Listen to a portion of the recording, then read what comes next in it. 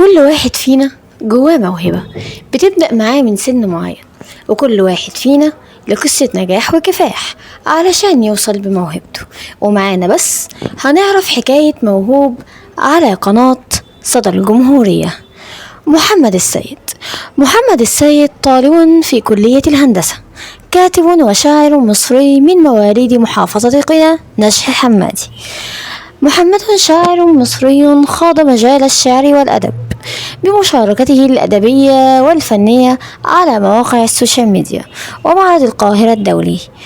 له أسلوب مميز في الكتابة، وينبأ له بمستقبل مبهر من الأعمال التي شارك فيها: كتاب ارتقاء، وزهور الخيزران، وتناقض أحرف، وله جوائز عدة. له مجموعة من الإنجازات والمؤلفات، أبرزها زهور الخيزران، تناقض أحرف، ارتقاء. ورث الشعر والكتابة عن والدته، وهي من أول الداعمين له.